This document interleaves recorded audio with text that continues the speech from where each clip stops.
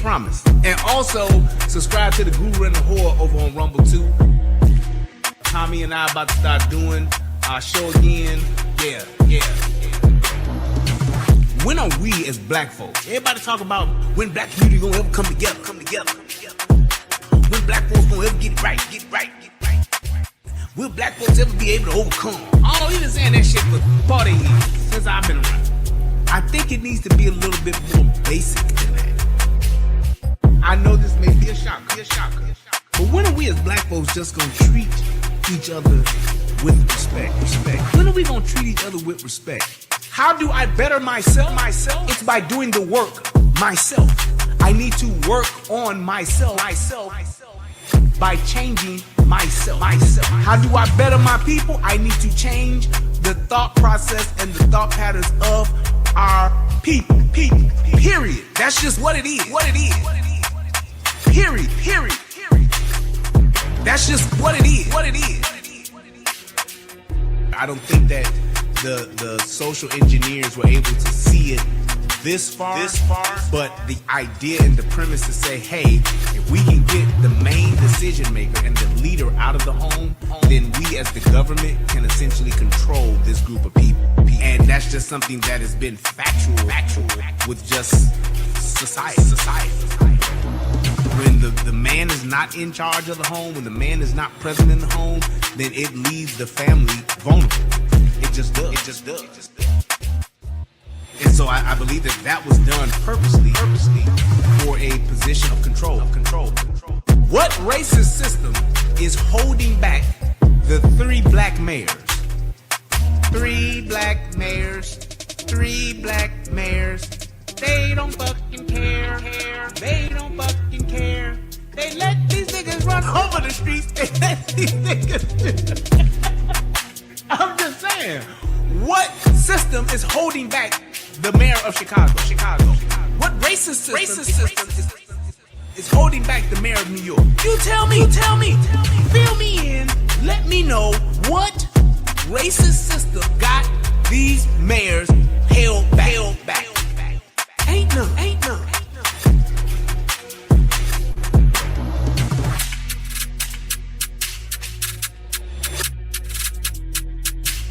And let me wrap up with this, and I'm going to throw my thing out.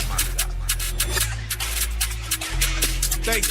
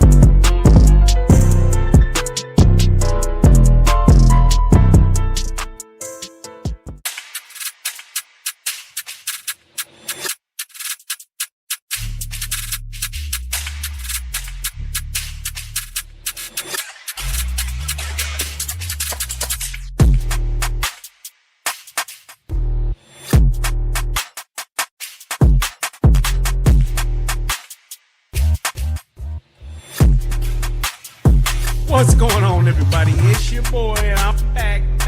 Yes, indeed. I'm Brian Redmond, and this is the Relationship Rehab. And on tonight, yes, as they say in the church, on tonight, we have a really good show for you.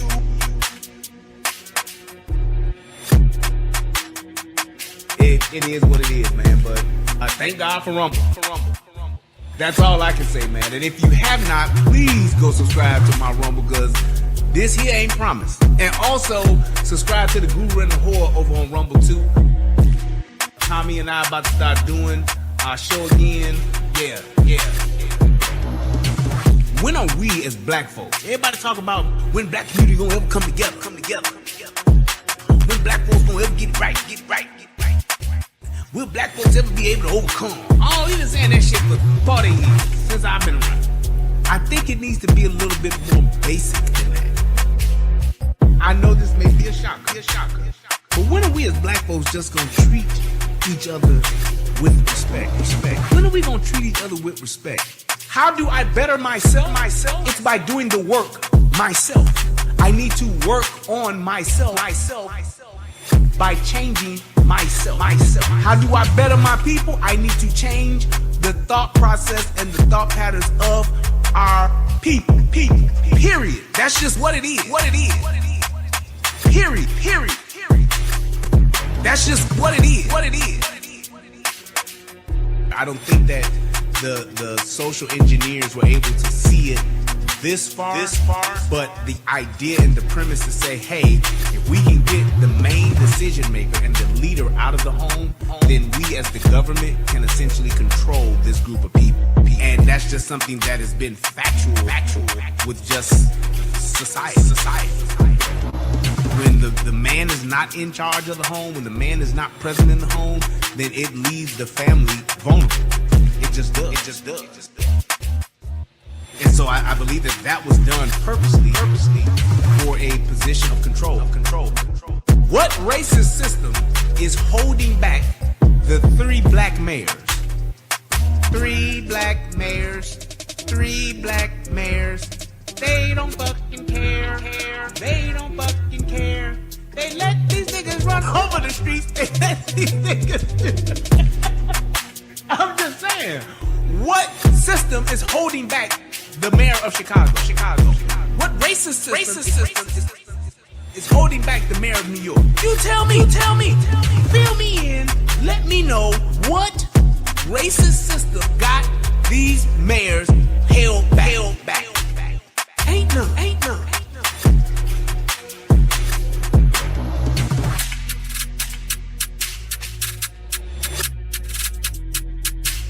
And let me end wrap up with this, and I'm going to my cigar. Thanks.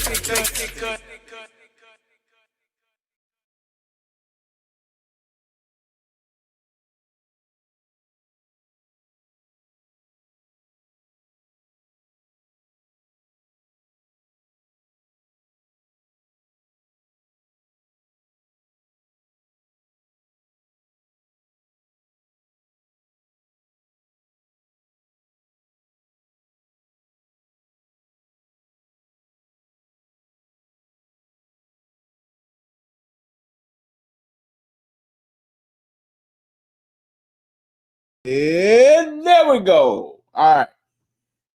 We should be good now. Like I said, it's been a while since I have been live. Let me see. Can y'all still hear me? Yes, no, maybe so. Let's mute it on Rumble. Let me make sure I'm good on Rumble now. I should be. Doop.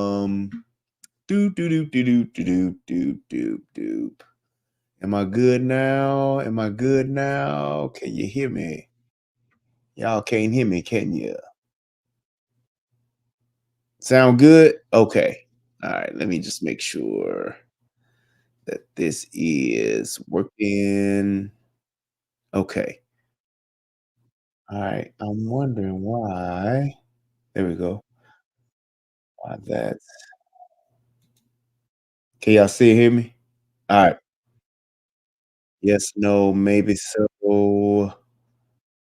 Yes, no, maybe so. Yes, the rhythm, the rebel, got a pause. I'm low in my level. All right, there we go. Okay, good, good, good. All right, I don't want to hear that back. So I just want to hear this. Okay, cool. I can hear myself and I sound good. We hear you, bro. My man, Trucker C, he says we hear you, bro. Yeah, buddy. All right, so I got a good show for y'all on tonight, and let me just say, hey, I am sorry that it's been a while. I had planned on doing a show back, was that October? That was about a week ago, a week and a half ago. But uh, I must say that this particular show is a show I haven't been wanting to do for a while, but could not do um, because I had to um, lay my mom to rest. Yes, indeed. Uh, my mama has transitioned and gone on to glory. Shout out to my mother, the GOAT, Marcia E. Redmond. Yes, indeed. It's been a tough past few month and a half of just family stuff and doing what I need to do to take care of my mother and my brother and my sister, and we all did what we could to make her last days the best they possibly could. Now she is resting with the ancestors. So, um, it's tough, man, losing a parent. I lost my dad back in 2004, and 20 years later, yes, my mother has gone on to glory. So, for those of you who did know and you know reached out, sent your condolences and all that good stuff, I appreciate you guys. Thank you guys for just showing love. And yeah, I think I'm about ready to send out a thank you on Facebook for those of you that are my Facebook friends and all that kind of stuff. But I wanted to say publicly that to everybody that supported me, my family, and just all of the well wishes and all of the condolences and the people that called and checked up on me, and are still checking up on me. Thank you guys so much. It really means a lot. Um, it's all about just, hey, showing up when you can and doing what you can to support your people. And for those of you who have done that, I really do appreciate you guys. So, um, yes. So it's still, like I said, still to me, still fresh, and it's still one of those things where just working through it. I've been telling everybody I take it as it comes. It comes and goes in waves. So hey, sometimes I'm feeling good, feeling great. Sometimes I feel a little sad, and sometimes you gotta break down and cry. But I miss my favorite girl. I love my mama. We had a very, very special relationship, and I am truly going to miss that lady. She was definitely a great one. They don't make them like that no more. I can definitely tell you that. But yes, she gave me 50 years of being there every day, and she gave us all, to our entire family, she dedicated 80 years. I don't know what else to say on that. What can you say to somebody who give you 80 plus years? So, definitely, definitely going to miss my mother. And, to everybody again, thank y'all, and I will continue to move forward and to move on, but I will always love my mama because she's my favorite girl. Yes, indeed. So, thank you guys. I appreciate y'all, and we are gonna get into the show.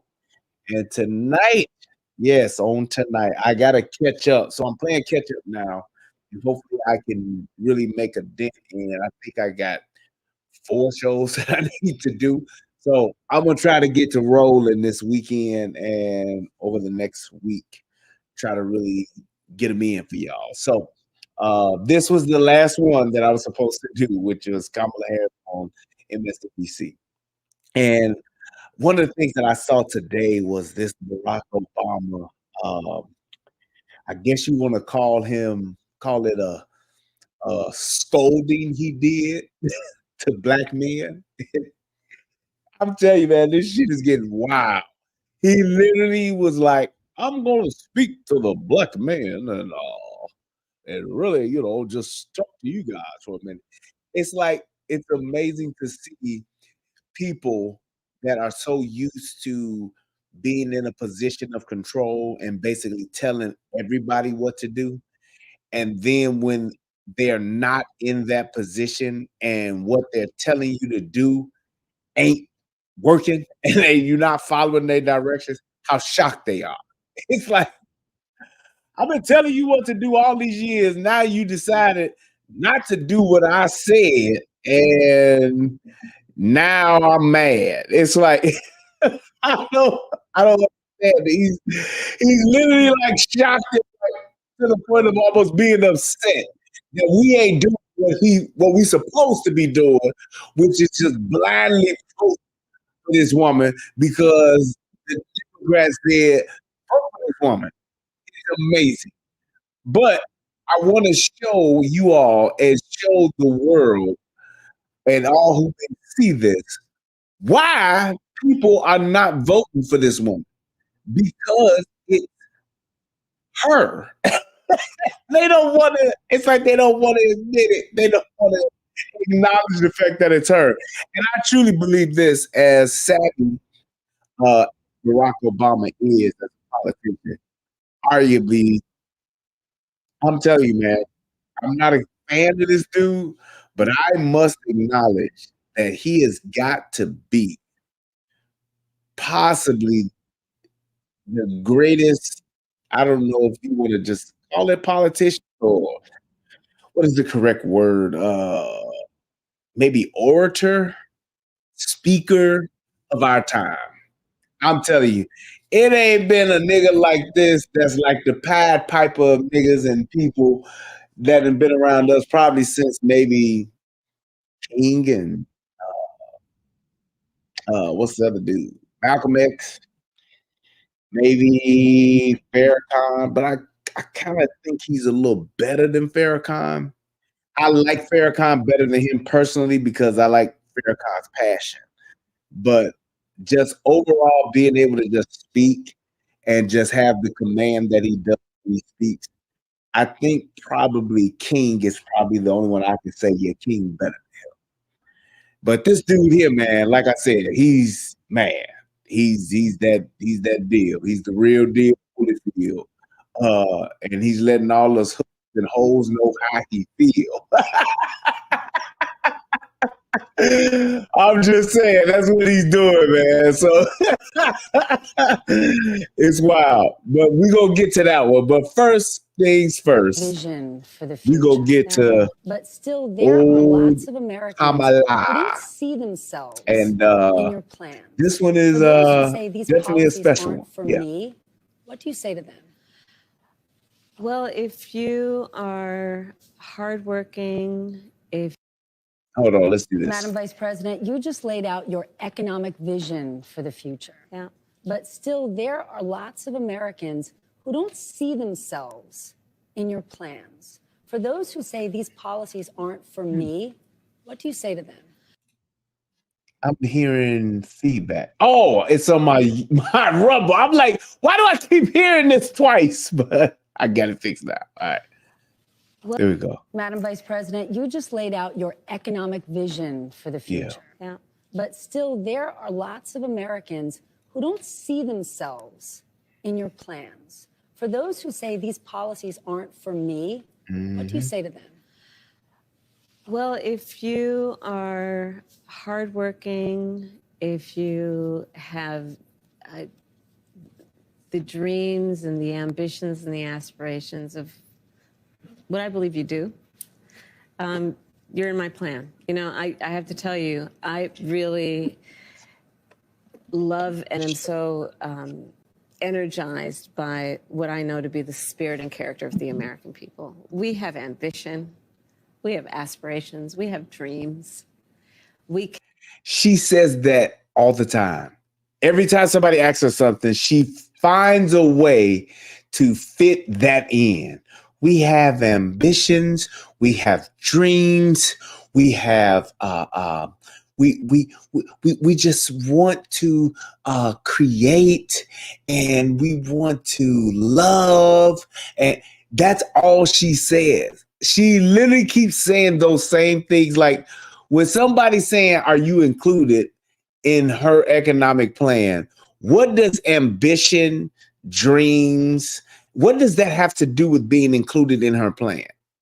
So why is she saying that? And it's like she even looks off like she's doing now, and she's like she's trying to draw you in to what she's seeing in her mind, and it's literally nothing.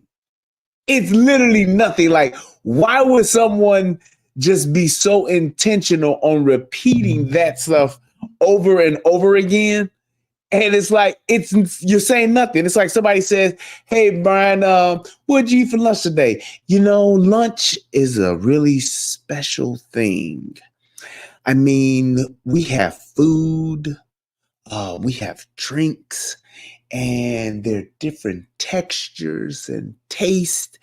And just the way that you know, your palate is just set for a day, and the different type of experiences that you have in your mouth from the food that you know, may think about eating or dream about eating.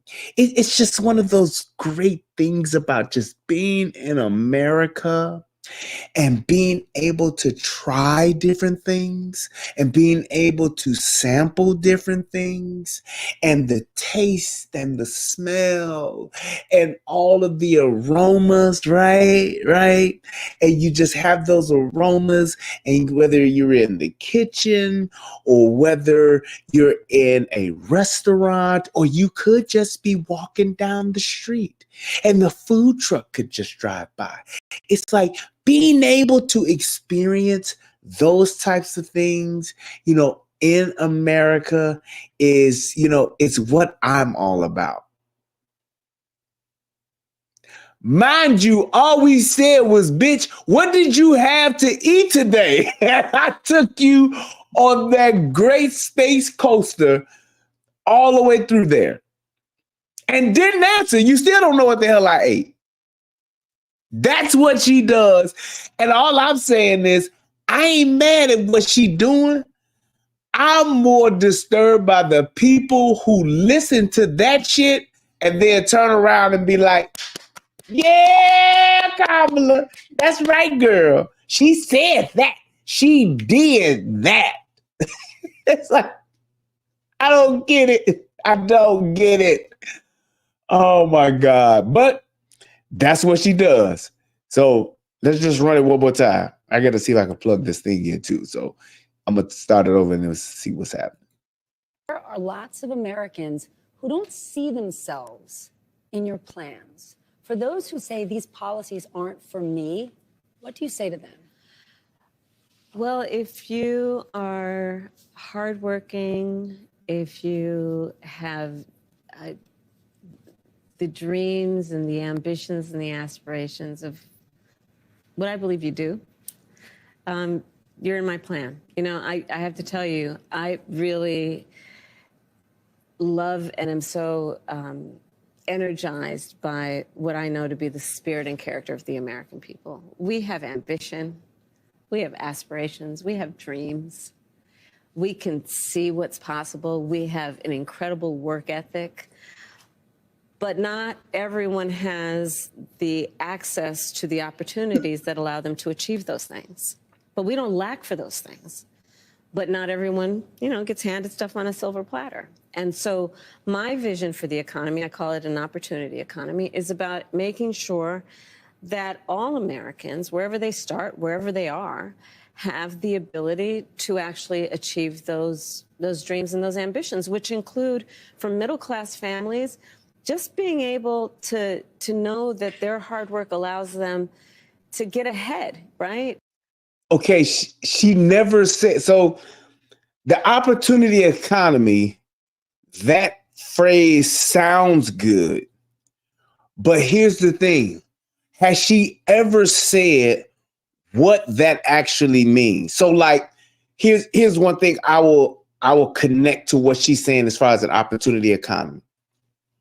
So she says opportunity economy, and she wants to give first time new business owners a one-time tax deduction of $50,000. So that means essentially you start a business today, not the 70 million people who already have small businesses, just for the people who start a business once she signs this into law that first year. You get to write off up to $50,000 worth of expenses, right? You get to write off $50,000 worth of shit, essentially. If it's an opportunity economy for everyone, and like she's saying, the middle class and all of that, how do I take advantage of a first-time new business owner $50,000 tax write-off when I've had my business in existence for 6 years, 6 months?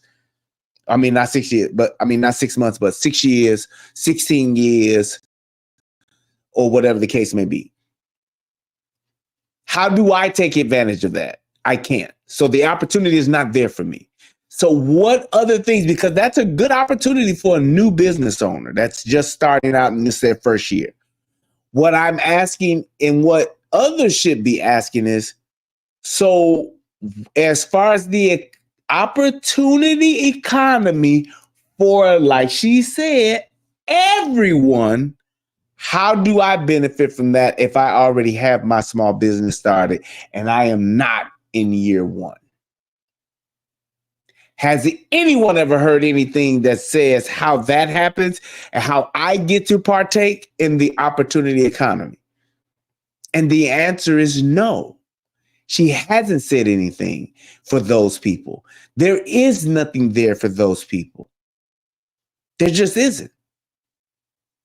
I think we can't and we shouldn't aspire to have an economy that just allows people to get by. People want to do more than just get by. They want And to where get the ahead. fuck are they at? And I come from the middle class. Look, my mother.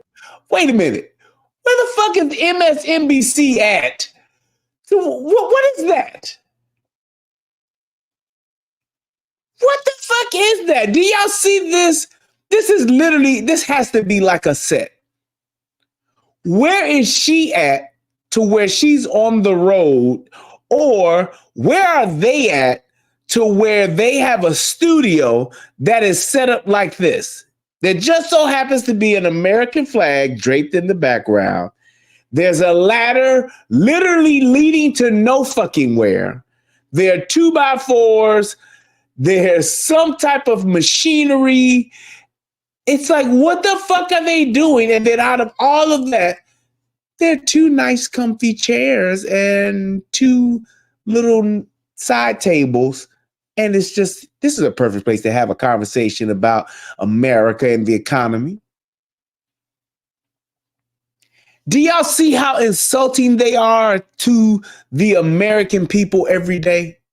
These people literally, honest and truly believe and think that they know way more than you all ever will, and they should be telling you what the fuck to do, and you should be listening and following them. You should be giving them everything you have and let them decide on what they should do with your hard-earned money. Your hard-earned time and resources should all go to them for them to manage. They should be managing your fucking lives. That's what they truly believe. And how dare you think for yourself or have an opinion other than theirs? Look at how they just set that shit up. If this ain't a stage set, I don't know what the fuck is. I'm surprised they don't have like people with construction hats and shit just randomly walking by. More than just get by. They want to get ahead.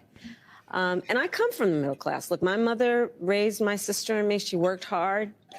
She saved up. By the time I was a teenager, she was able to buy our first home. And what does that have to do with an opportunity economy? It has nothing to do with an opportunity economy, which was the question. And, you know, home ownership for too many people in our country now is elusive. You know, gone is the day of everyone thinking they could actually live the American dream. So part of my vision for the economy is let's deal with some of the everyday challenges that people face and address them with common sense solutions. Okay, so common sense solutions, right? So you tell me this. She comes up with a plan that says, hey, first-time home buyers, okay? First-time home buyers will be allowed up to, she says up to, if you look on her website, it says up to $25,000 in a tax credit to purchase a new home.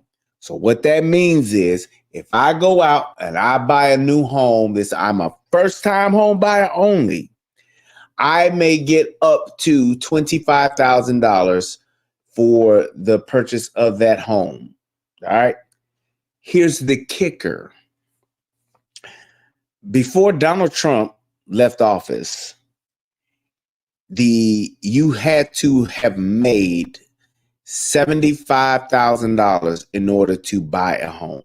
So based on the average median of a home, you had to be making $75,000 to buy a home. Right?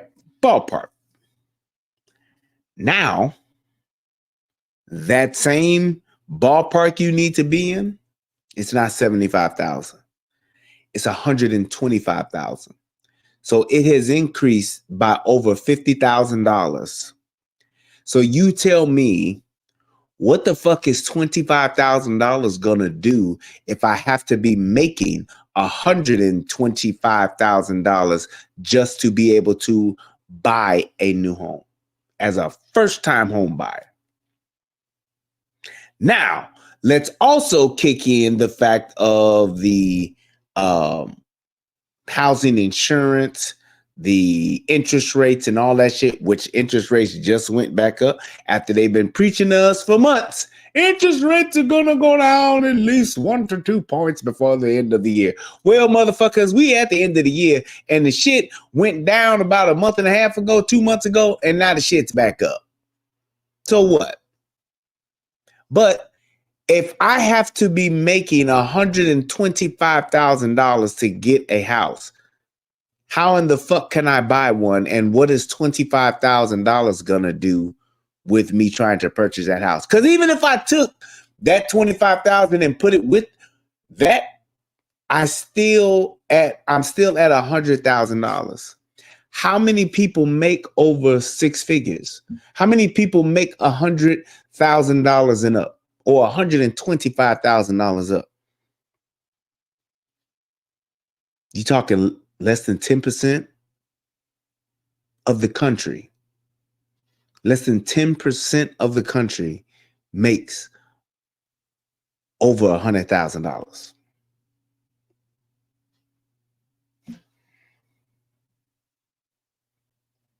So what does $25,000 do for me when I have to make $125,000?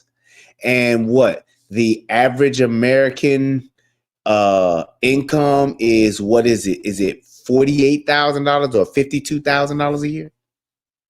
How the fuck can I do that? It's literally a fucking pipe dream. The shit's impossible to do.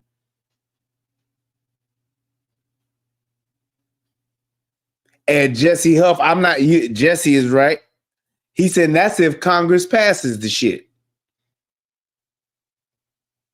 This is if Congress passes it.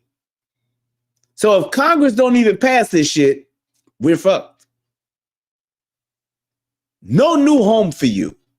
Now, what about those people who are not first-time home buyers in this opportunity economy? I guess I'm just fucked. I'm fucked. I gotta stay. I'm stuck with these high-ass interest rates. I'm stuck with this high ass inflation. I'm stuck with these bullshit ass prices of everything that has skyrocketed because of these fuckers, Kamala Harris and Joe Biden, fucking up the economy like they did. Spending billions of dollars, hundreds of billions of dollars recklessly like Congress did.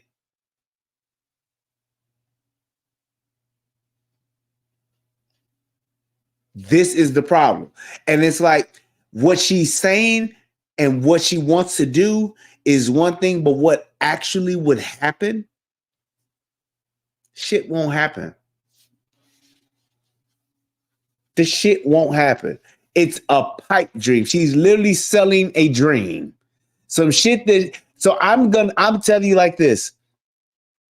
The majority of the shit that she says sounds good. Well, no, I'm sorry, it doesn't. Less than half of the shit she says sounds good.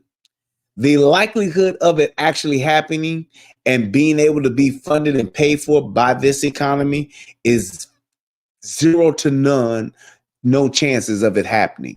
So it's literally just pipe dreams that she's selling.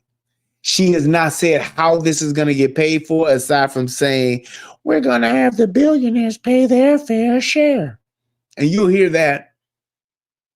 But the odds of this actually coming to fruition, the tax cuts, potentially yes. Because she's saying that one-time $6,000 newborn tax cut. But if I ain't having no new baby, nothing for me. Nothing for me. Such as affordable housing. Over the last 4 years, there have been tremendous economic wins, and you've just laid out a big plan. But still, polling shows that most likely voters still think Donald Trump is better to handle the economy. Why do you think that is? Well, here's what I know in terms of the facts. Donald Trump left us with the worst economy since the Great Depression when you look at, for example, the employment numbers. It was. And I love that. I love the way they say that. Donald Trump, worst economy ever. Fine. Y'all do realize that Donald Trump was against the bills that Congress, which was a Democratic Congress, were actually proposing for the budget and for the spending because they said that they were filled with pork. Basically, what pork means is it's a bunch of side shit that gets tacked on to a bill in order to balance the budget. Everybody's saying, yeah, well, we can do all of this to keep the lights on, but we want to add all of these hundreds of billions of dollars for our other side pet projects. Like in the middle of COVID, that first COVID bill, they added on the renovation for the Kennedy Space Museum. We're in the middle of COVID and we're trying to come up with a COVID relief package. And it's really important that we put the Kennedy Space Museum renovation in this bill. Let's spend even more millions and tens of millions of dollars just to do that. $20 million for Pakistan research, transgender research in Pakistan. Those kinds of things were injected into that bill, which swelled it up to where we had to basically give out $3 trillion or $5 trillion is what it was, I believe. And then now you turn around and say, okay, remember when we got that first stimulus check, right? Then that second stimulus check. Now, out of all the money that Congress was giving away, when it came around for us to get, Trump wanted us to get $2,500. They said no. And then they said, you only gonna get this, what was it? It was $600 or $1,500, whatever it was. No, it was $1,200. And then that was only, you had to pay it back in your taxes. So they didn't give us shit. They made us pay it back, taxpayers. We had to pay it back when we did our taxes. But They gave money away to everybody else in the world and for all of their little pet projects. But the people, the American people, the hardworking people, the middle class, we had to pay back our $1,200 that they gave us when we did our taxes. So that $1,200 that you normally would have gotten for your child tax credit, no, you didn't get it when income taxes were due because they took it back from when they basically gave you a loan on your own fucking tax money. Ain't that about a bitch? So y'all gave money to, you think about all the money they done gave to the Ukraine, Israel, all these other countries, and all the money they gave and spent on their little pet projects, the Green New Deal and Bidenomics and all of that. We had to pay back our funky little $1,200. That's what our politicians think of us. And we stood for it, and we voted for their asses. And all them Democrats that's in there now are the same ones that y'all voted in there, and that's what they did for you. During COVID, and employment was so high because we shut down the government, we shut down the country. Even before the pandemic, he lost manufacturing jobs by... That's not true. Flat out, that's a lie. Unemployment was high because the country was shut down. Before those shutdowns, there was literally an economic boom. We were booming. The economy was great. Black folks alone, highest employment rate of all time. She literally just lied and said, no, he lost factory work. Nope, he brought factory workers back to America like he did with the Harley Davidson plant. Y'all remember that? He did that. The pipelines, the drilling and the fracking that was going on. We were getting money. That's a lie. By most people's estimates, at least 200,000. For the pandemic, he lost manufacturing jobs. By most people's estimates, at least 200,000. He lost manufacturing plants. Ask the auto workers how he lost auto plants. No. We have grown over 20 new auto plants. He has an agenda. Let's just deal with it right now going forward, not to mention what happened in the past. He has an agenda that would include making it more difficult for workers to earn overtime, an agenda that would include cutting off access to small business loans for small businesses, an agenda that includes tariffs to the point that the average working person will spend 20% more on everyday necessities. And so she said, right, he pretty said, where the fact checkers when you need them. She's literally just making shit up. No numbers, no, hey, this is the statistical data from then. She's just saying this is what they said. Estimated $4,000 more a year on those everyday necessities, to the point that top economists in our country, from Nobel laureates to people at Moody's and Goldman Sachs, have compared my plan with his and said my plan would grow the economy, his would shrink the economy. So here's the thing. And I'm in agreement with what Trump is wanting to do, which is putting tariffs on all of the countries that are importing their shit here to help us grow our bottom line. Cutting taxes for us that are spending money, and those people that are bringing shit over here, yes, they should be getting taxed. Why wouldn't we? Why would you just let some people who are bringing their shit in over here for free to sell it and we're not getting anything for it? Not as far as we taxing our own people, but we won't tax foreign countries that are selling their shit over here. What kind of sense does that make? If somebody told me, hey, you can pay less taxes and we'll tax these foreign countries that are selling their shit here, I'm for option B.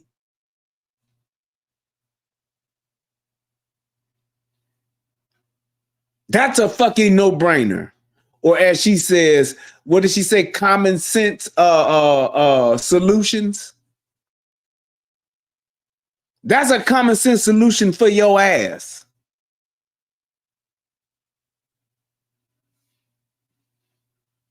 Some of them have actually assessed that his plan would increase inflation and invite a recession by the middle of next year. So the facts remain that Donald Trump has a history of taking care of very rich people. And I'm not mad at anybody for being rich, but they should pay their fair share. What does that mean? How much is your fair share? And here's my thing. And this is what everybody needs to be saying to themselves. With all of the shit that they're saying he's going to do, ask yourself this. What did he do when he was in office? This man was in office 4.5 years ago. What did he do over that time? What did he do? You go from 2016 to 2020. What did he do? Did he do any of the shit that they're saying? He cut taxes, yes, for everyone. In that time frame from 2016 to 2020, that was the most money that I have ever made, and I paid the least amount in taxes. How the fuck he did it, I have no idea. All I know, I'm not an economist, but I do know 1 + 1 = 2, and I had the most.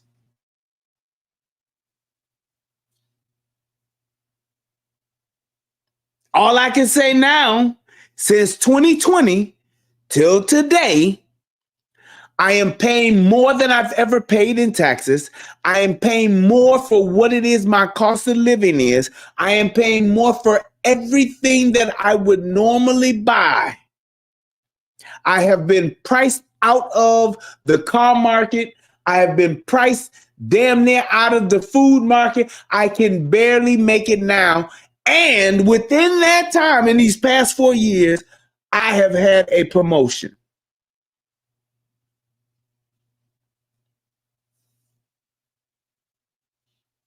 I'm paying more for fucking lights, gas, food, everything, clothes.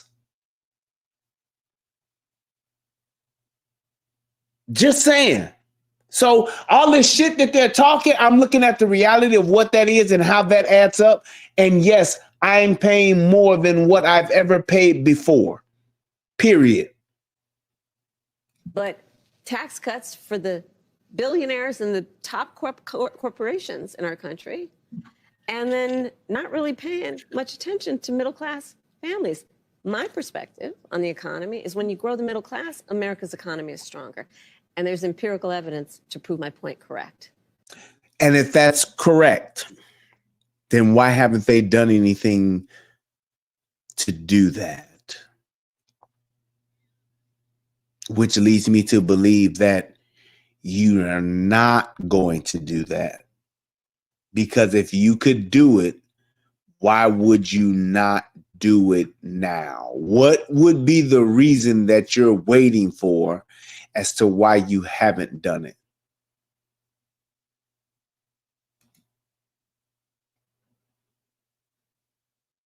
That's all I'm saying. Then let me ask you about taxes, because lots of people will say, I don't like Donald Trump, but he cut my taxes. He didn't just cut corporate taxes, he cut individual taxes. Now that expires next year. And there's some people confused saying, I don't know what's going to happen next year. Under a Harris administration, at what income level should someone expect their taxes to go up? And that state and local tax deduction that's currently capped and matters to a lot of people in blue states, are you going to lift that cap?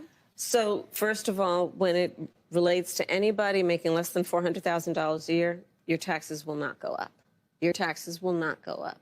And in fact, under my plan, taxes for 100 million Americans will actually be cut, including $6,000 a year for young couples for the first year of their child's life in a tax cut, a tax credit, essentially, by expansion of the child tax credit.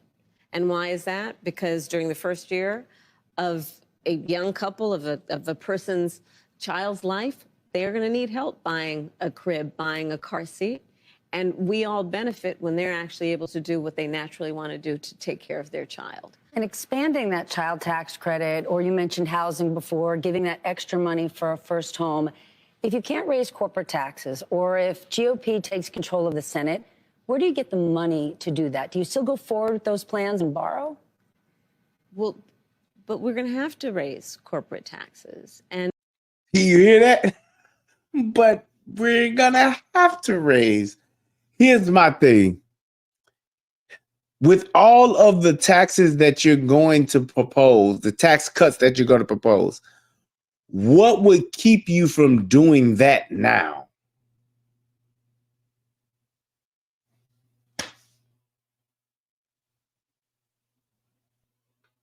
That's all I'm saying. Calvin said, Brian, can anyone say what Biden and Harris administration has done for the middle class? Is there one thing, their one good thing they have done? I don't know what it is that they've done for the middle class. They said our taxes wouldn't go. Biden said, your taxes ain't gonna go up. My taxes went up. I paid more taxes. In fact, they actually went back and made me pay 3 more years of taxes from my previous tax returns. They went back and said, hey, you owe more taxes for these years of your income taxes that you paid already. So I pay more. There's nothing I could do about it. There's nobody you can call at the IRS these days. In case for you all who don't know, you can't just pick up the phone and talk to somebody at the IRS. Nope. We're going to have to make sure that the biggest corporations and billionaires pay their fair share. That's just it. It's about paying their fair share. And all that does is this. The more you tax the corporations and the billionaires, the more they pass those taxes on to you through the products and services they provide. So you go and you tax Amazon. Amazon's just going to raise the price of your Amazon Prime membership. That's how that works. It's always worked that way. So you're taxing the billionaires and the corporations. You tax these billionaires and these corporations. They're not going to eat that cost. They pass that cost on to the consumer. So their fair share turns out to be your more share that you're paying because you still have to get those products and those services. Those goods and services that you want, that you need, you're going to pay their fair share when you get those goods and services.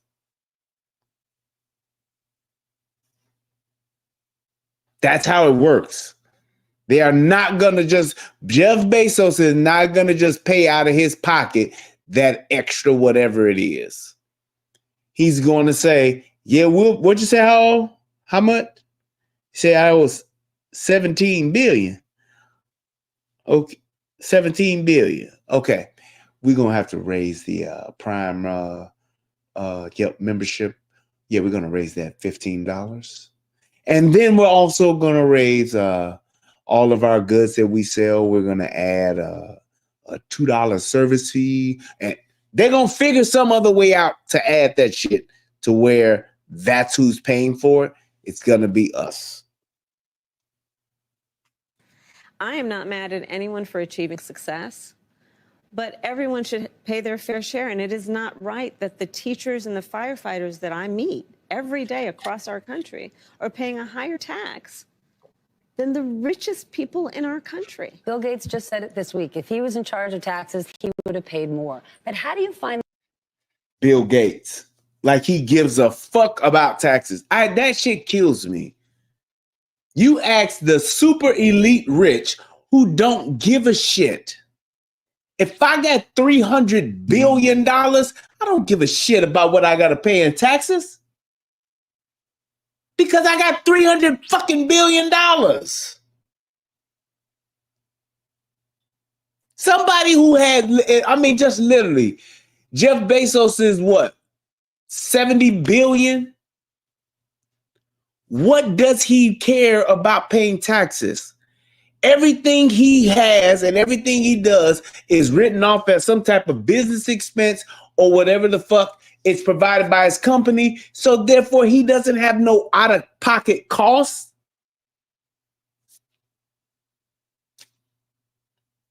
%95 of the shit he does is funneled through his business, his travel, his expenses. That's all through his business, which is written off through your taxes. It's a deduction. Makes no sense. So it's like him saying, yeah, you know, Bill Gates said he would pay more in taxes.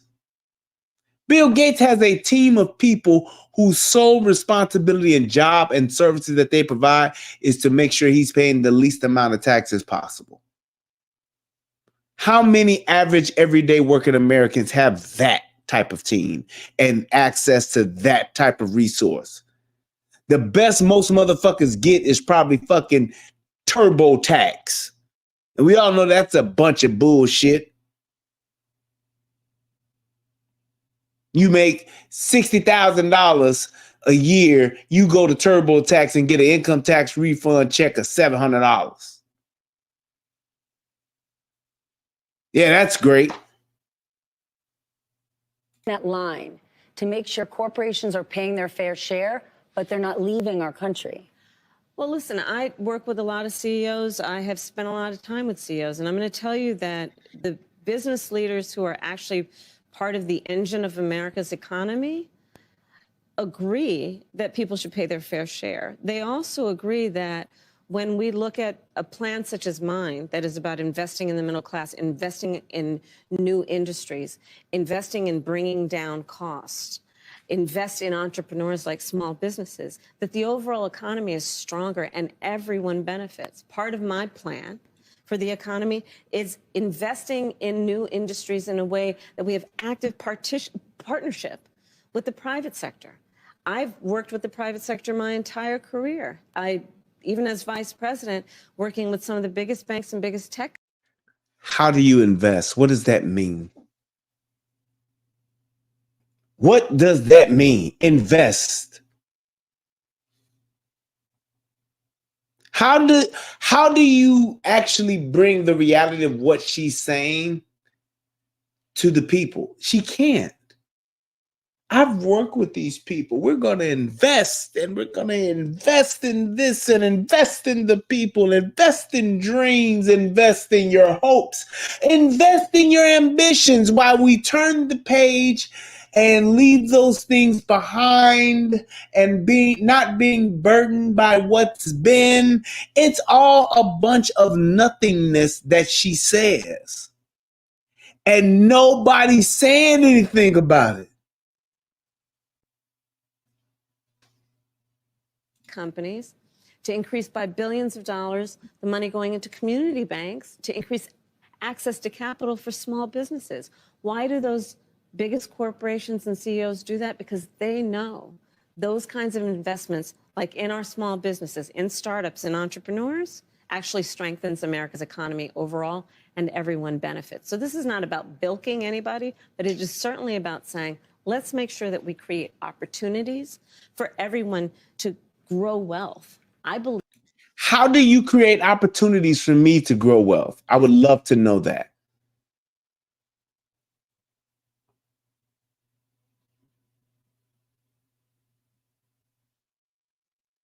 That's all I'm saying. I would love to know that. How do you do that? And you can get me, if you can tell me what actually happens as to how I get to partake and take advantage of that, I would be so happy. I didn't even see this comment earlier. Is that in here? Maybe it's up front. Let me see.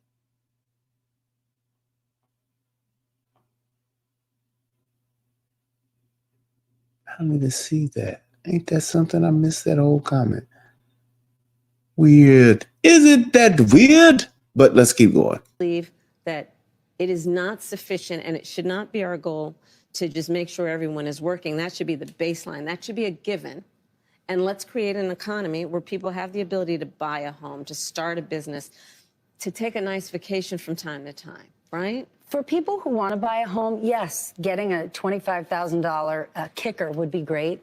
But it's not just affording a home. We don't have enough in this country. You're absolutely right. And one of the main problems are regulations and rules, strict rules at a local level. How does the federal government cut through all that red tape and get down to, I know, the suburbs of Pittsburgh and say, we're going to have to build some affordable housing here? How do you connect the two?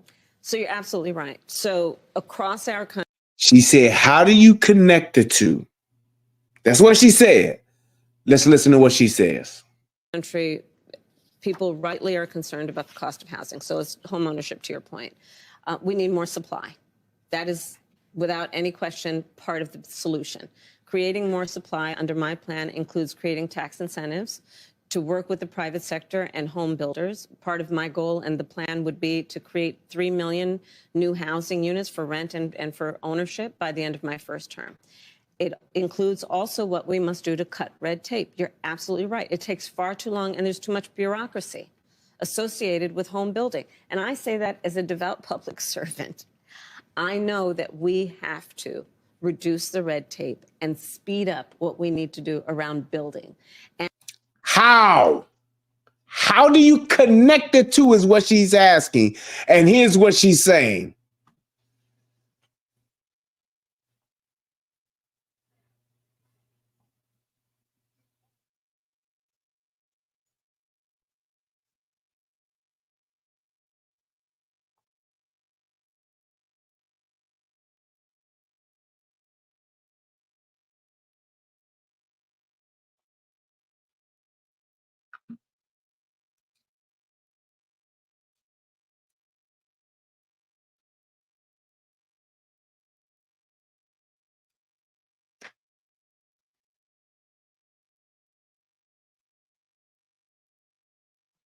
That's all she's saying.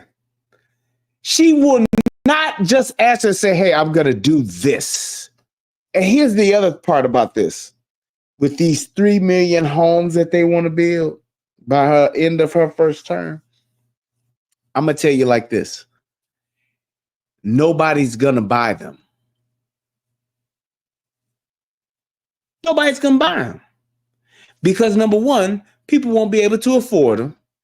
And number two is the people like those of us that have been in their homes for, well, I'm not one of them, but people who've been in their homes for 5, 10, 15 years and want to move into another home, those people will not sell their homes.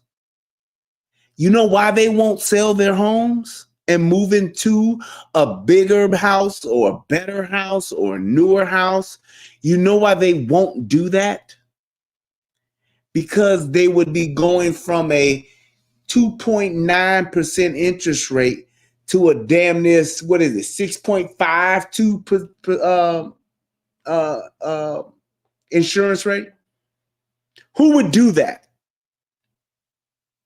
So yeah, this 2.8% that I have on my current home loan that I just bought 12 years ago, yeah, I'm making more money.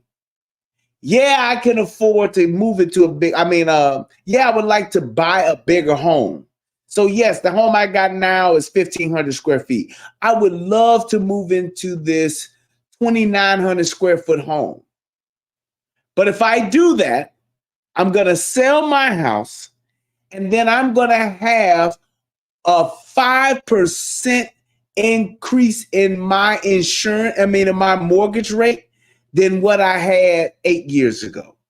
Why in the fuck would I do that?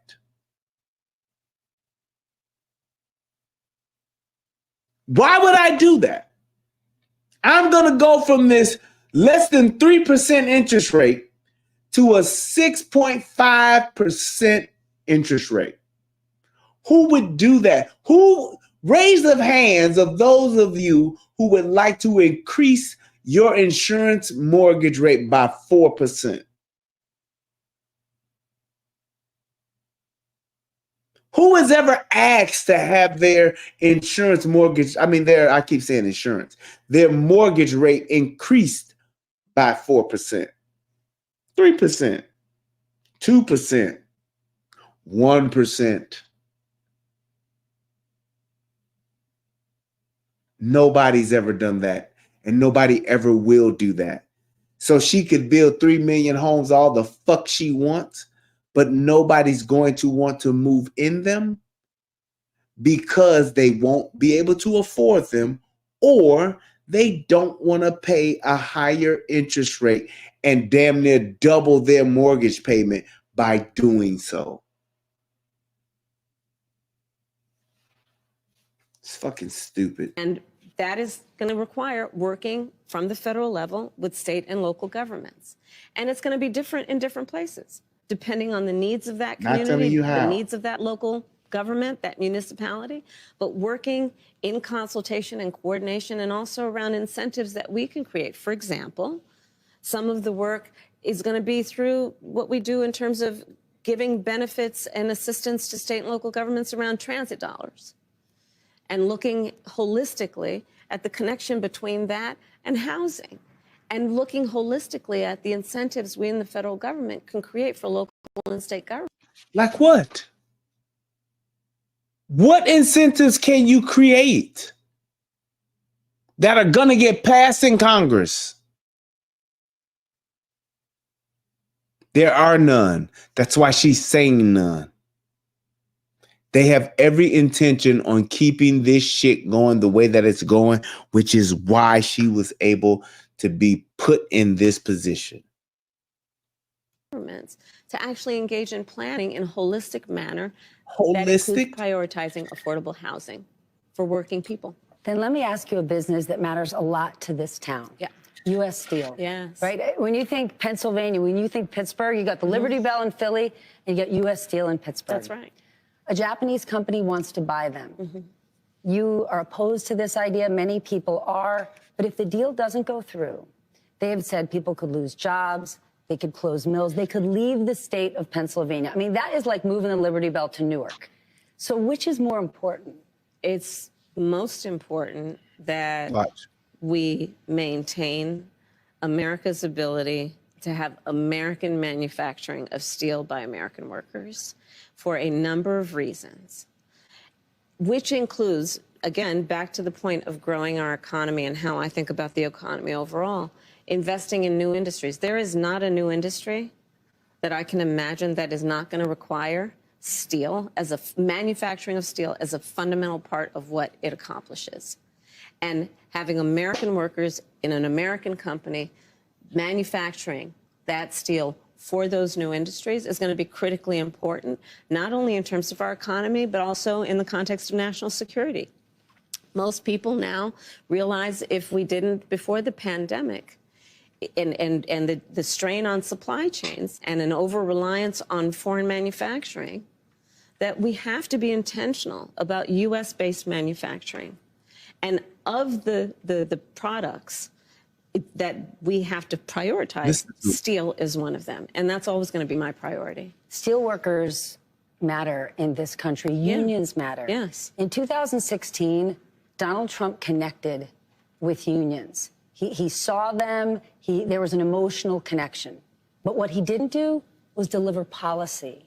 In the last 4 years, we have seen huge wins in this country for unions, but not all unions have gotten behind you. I want to understand, when the Teamsters decided not to endorse you, what was their reasoning? What are they looking for? Watch this. Well, let me go back to our just previous conversation. I'm very proud to have the endorsement of the steelworkers and almost every other major union in America, because I stand by workers and I stand by the importance of being able to join a union and to understand the benefit and the value of unions. And I understand the importance of investing in new industries and working actively with the private sector to grow our economy. But I'm asking because there's this idea we want something more from her. What is it? Well, here's the thing, that back to your point about previous election cycles, Donald Trump made a whole lot of promises that he did not meet. And one. So wait, she didn't ask about that. She asked about getting the union endorsement. Let's see if she answers. One would argue broke. Look at Lordstown. He said he was going to... Don't sell your homes. Yeah, don't sell your homes. And what happened? It shut down. Outsourcing under Donald Trump. His policies that are about putting, you know, tens to hundreds of % tariffs. John Deere. Yes. Yes. So part of the challenge, and I don't disagree that it's a challenge, got to earn the vote of everybody, is reminding people of fact, regardless of what somebody says in a small rally somewhere. And I think that's really important. And that's part of what I'm doing in this campaign, is to remind. It's so funny how she tries to refer to his rallies as small. And she's literally bussing around the same fucking people to all of her rallies that she's had. The few that she's had, she's literally bussing in people that will hold signs and cheer and clap for her. While Trump got motherfuckers waiting outside for hours, sleeping outside overnight to show up for his. He's putting tens of thousands of people in the seats of the rallies that he's done. So, yeah, lie. For what reason, I have no idea, but that's what she does. Hey, politicians lie. It is what it is. People, just like here in Pittsburgh, of the reality of who has stood with union labor, who stands for American manufacturing, who stands for American jobs. Can I ask you about tariffs? Because you just mentioned it. It's not just with one company. Donald Trump's sort of big idea is this broad-based tariffs across the board. You and many others have said that would be not only disastrous, but it would be a direct tax on the American consumer. It would be a sales tax on the American people.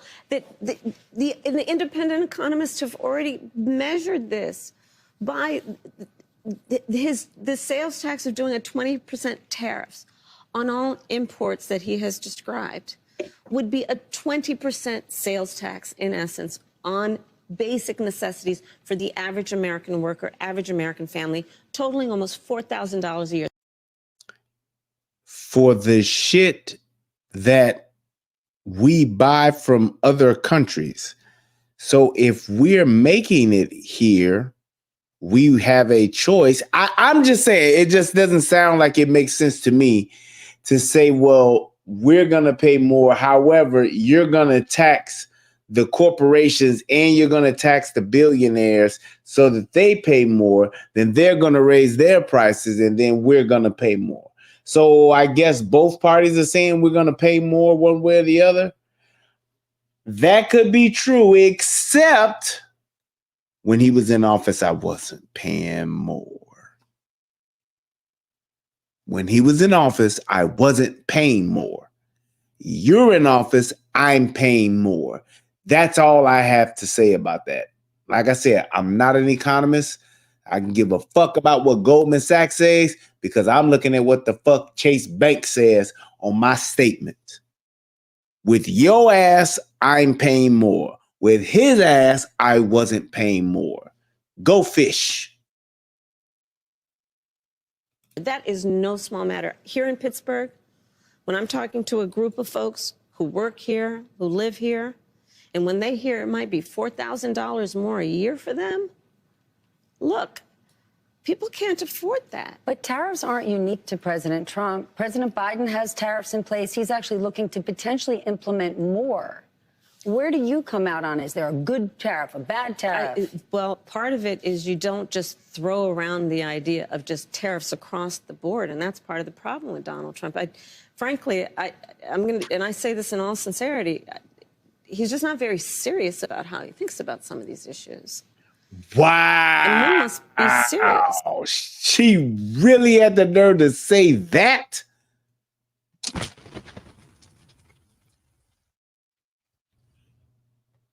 Says the person who can't even answer a simple question directly. Takes you on a fucking magic school bus ride for every fucking question, and the bus stops everywhere but where the question was originally asked. She says that. The nerve of some people. And have a plan, and a real plan that's not just about some talking point ending in an exclamation at a political rally, but actually putting the thought into what will be the return on the investment and what will be the economic impact on everyday people. And when you look at my plans, you will see what those benefits will be. $25,000 down payment assistance for first-time home buyers. You know what that means? Then you're creating the ability of that working person to build intergenerational wealth. Doing the work of a $6,000 child tax credit, doing the work of a $50,000 tax deduction for first-time small businesses, startups, because right now— That's a real plan. It's a real plan, because right now, and again, it's about paying attention to the detail and being serious about it. I'm serious about my enthusiasm and my for small businesses and my belief in what they will do as part of America's economic engine. On Friday, So looking at the fact that right now the tax deduction is $5,000, nobody in this year of our Lord 2024 can start a small business with $5,000. Very few can. So extending it to $50,000 tax deduction for startups to generate the innovation and the ambition of the ideas that are present and among us. Imagine this person talking to like Putin, Xi Jinping. Imagine this person talking to them and what she would actually be saying. She wouldn't be talking to them. It would be somebody else, and that's even more scarier. But need the fuel to be able to actually achieve the goal. His plan is not serious when you lay it out like that, but a serious problem over the last few years has been inflation. Luckily, it's cooling, but prices are still high. Yeah, I agree with you. You've said you want to take this on by going after those who engage in price gouging. Yeah. But as somebody who supports free markets, who's a capitalist, how do you go after price gouging without implementing price controls? Because once we get— How do you go after price gouging without implementing price control? in this zone, people start to get worried and they say, I don't know what she stands for. So just to be very frank, I am never going to apologize for going after companies and corporations that take advantage of the desperation of the American people. And as Attorney General, I saw this happen. In the midst of an emergency, whether it be an extreme weather event or even the pandemic, we saw it.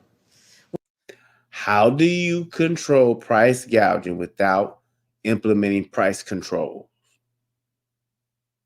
That's what she's asked. She just said some other shit that don't answer the question. Let's see. Where those few companies, not the majority, not most, but those few companies that would take advantage of the desperation of people and jack up prices. Yeah, I'm going to go after them. Yes. How? How do you go after price gouging without implementing price control? Basically, what price control means that the government would dictate how much hot dogs cost, how much food is, whatever the price of eggs. The government would decide how much that is. You tell me, in what instance does that even come close to making any kind of fucking sense? To where the government, motherfuckers who have no clue about how much shit costs and how much shit should cost, they're the ones deciding how much shit costs. I'm going to go after them. And that is part of a much more comprehensive plan on what we can do to bring down the cost of living, including housing, including the everyday needs of the American people. On Friday, you are going to the border. Immigration is complicated. One of the issues is an economic one. And no one is eating.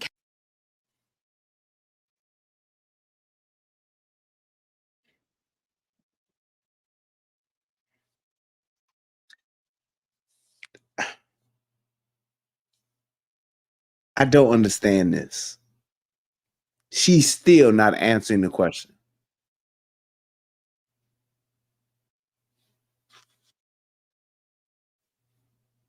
Here's what it is. Cats and dogs in Springfield, Ohio, and I'm glad not to be talking about that. But there are people there that are stressed, that feel that they're at capacity. Communities around the country that have legal immigration, many have said we're at capacity.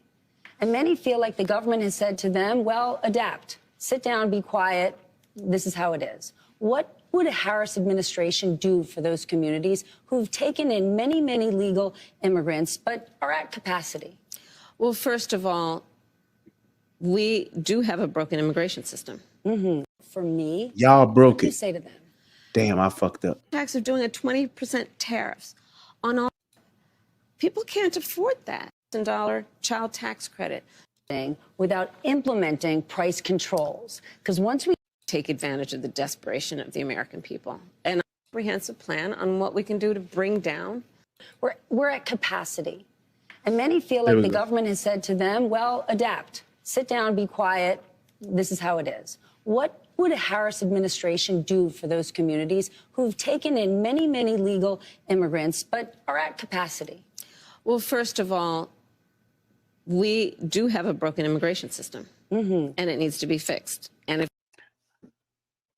Guarantee she's gonna bring in Donald Trump and talk about he killed the bill. Watch. we take a step back, months ago, some of the most conservative members of the United States Congress came together with others, proposed a border security bill that would have put 1,500 new border agents on the border to help those hardworking border agents who are there right now working around the clock.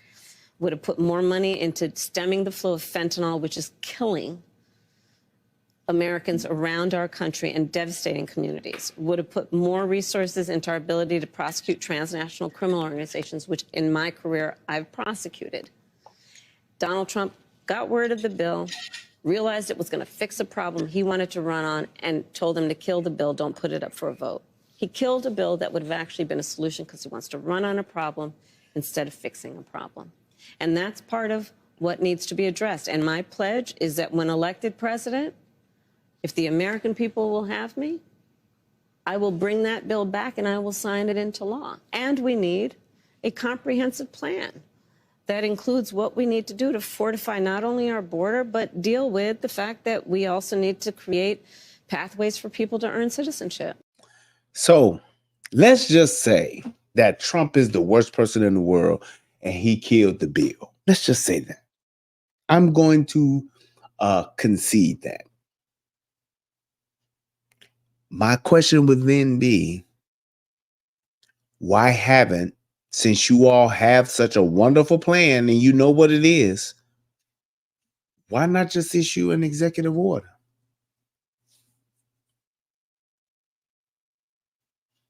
Since he killed the plan, he killed the bill, right? Because he's just the worst person ever. Why would you all just not do an executive order? Case closed. Done. The same executive order that you wrote day one that took away all of the Border Patrol's authority, why not just implement that again? Because they don't want to do that. Then I want to just ask you about a little job and a big job. Okay. The first one, just a fact check. Okay. Because your opponent There is almost no little every job. day. There's no such thing as a little job. Okay, fair.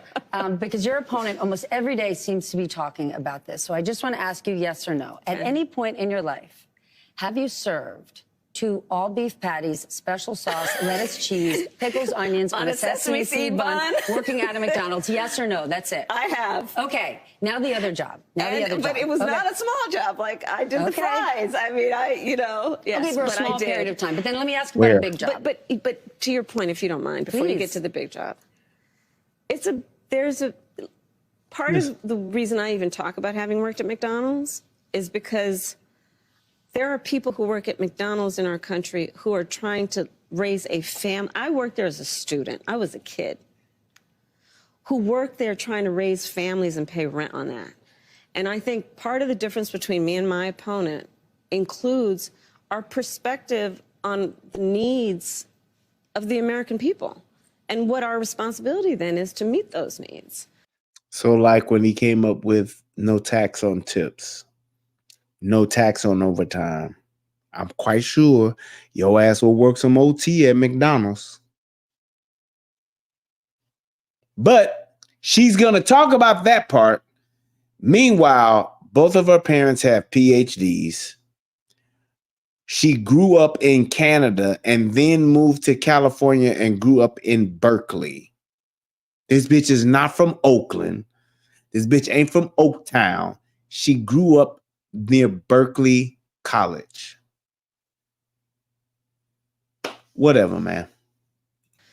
Then to the big job. You have laid out policy in great detail. Yeah. But the economy is an unpredictable beast.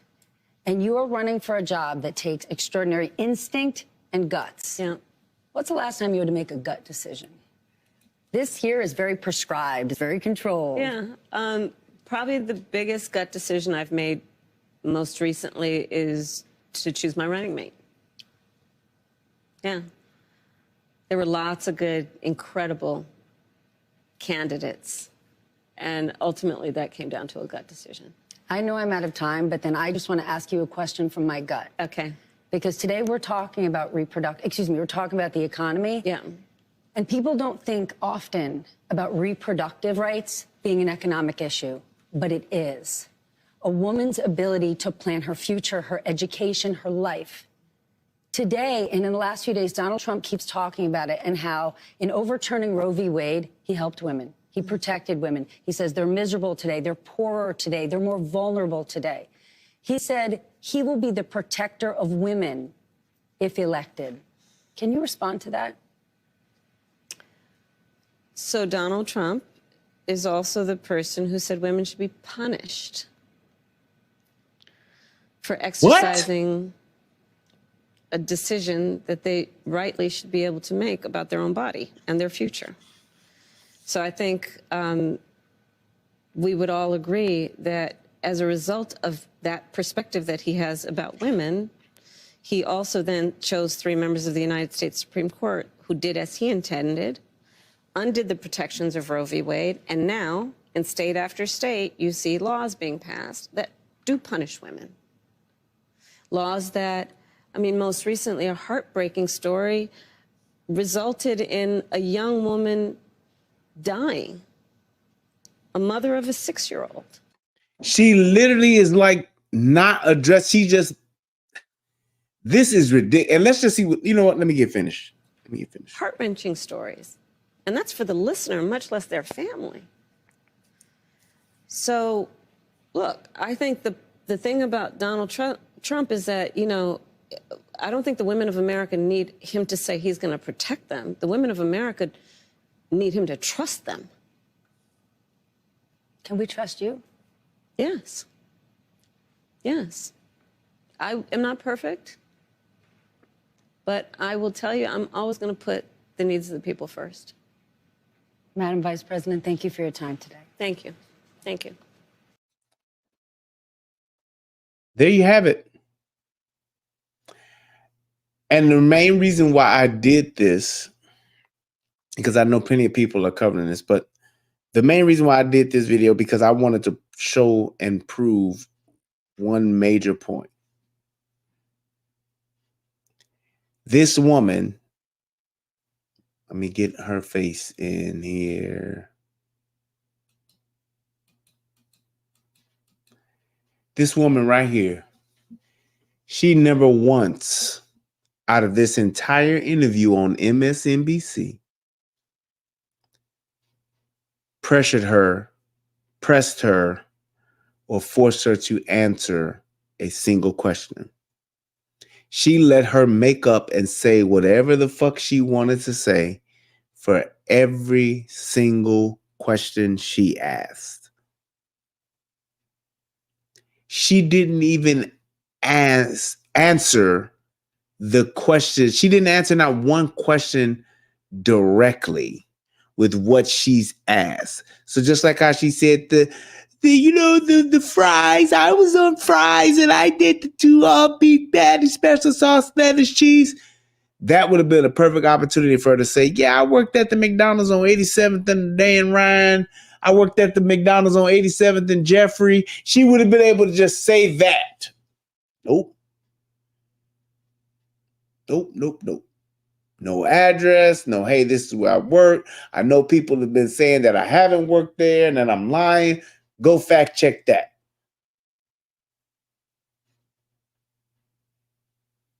She wouldn't even do that.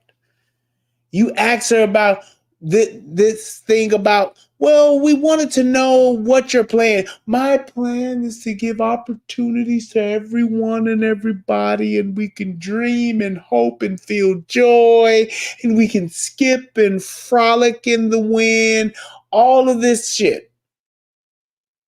Except for just answering the question, saying, hey, this is what we're going to do, and this is how we do it. This is how we're going to do it, and this is what we're going to do. This is what I want to do, and here's how I'm going to make it happen. Nope. It's ridiculous that this woman considers herself to be a journalist or an interviewee or whatever the case may be, and didn't get not one of her goddamn questions answered with a hardcore answer. This is the problem with journalistic integrity. This is the problem that we have with mainstream media. This is the problem with propaganda. This is the problem with our culture as American, as America. And this is the problem when it comes to people saying that they want us to literally live on our knees, and they want to give us what they want us to have. This is how you do it when you have this much control over the media. That's exactly what this is. Yeah, I don't know why it's doing that. It's been doing that lately. I'm going to try to fix it, but that's exactly what this is. So I wish that there was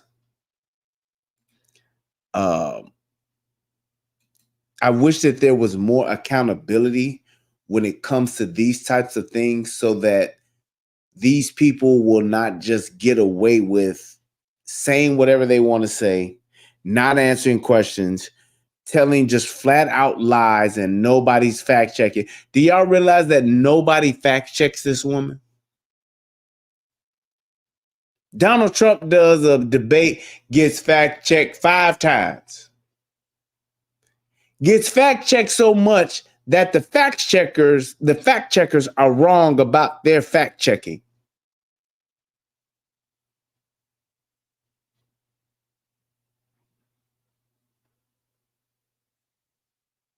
Donald Trump gets fact checked so much that the fact checkers are wrong about the fact checking. Kamala Harris never gets fact checked. Why is that?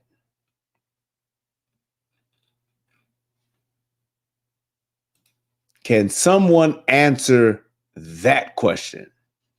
Why is that this woman never gets fact checked? Why is it that this woman never gets fact checked at all? Never no one has a question and they don't get an answer, and they press her to answer the question and say, hey, can you answer the question? Why is it that no one ever does that? Oh, wait, I lost my entire feed. Why is that? Hey, hold on. Let me go back and see what this is doing. See if maybe it'll come back now. Hopefully. Man. Okay, there we go. Shit. But why no one fact checks this woman is just beyond me. And I don't understand why this is acceptable journalism. This is acceptable media. And when you have people that are tuning into this, they're taking this and just taking it as gospel. But this is what it's come down to, and this is why I'm so glad there are places like Rumble, there are places like Twitch, there are places that allow other people like us to actually create content and actually talk about anything that we want and talk about facts and bring truth to power. I hope that this video helps somebody become a better version of themselves. I hope that somebody will watch this video and not take my word for it, but just begin to actually go and fact check Kamala and realize that you're not getting answers. You're just getting a big helping of word salad. This, to me, is unacceptable journalism. This is unacceptable politics. And I would hope that people will begin to speak up. And if they're not being heard, just not vote for those people that do these kinds of things consistently. Will every politician answer every single question the way you want it and it's a perfect answer? No. But you shouldn't be known for doing this, where you're known for just not answering any questions at all, not having any plans whatsoever, not having any concrete step-by-step, actual, factual processes in place to do the things that you're saying you're going to do. I don't know. But till next time, people, thank you all so much. I appreciate everybody that stopped by. Hit that like button, hit the subscribe button. Thank you for everybody that commented in the comment section. I love y'all. And to this person that put this comment in here, he says, MPE. He was one of the first people to comment. I'm actually going to put this in the chat. If this person would like to have a debate and talk about this, he says, you like Farrakhan, but you got that racist hat on your head. You young brothers are being bamboozled by the orange con man. His 2016 and 2020 base are leaving him in droves, but here you like a fool. I guess he said, but here you are like a fool. I would love to. I wish I had saw this earlier, but I didn't. I missed it.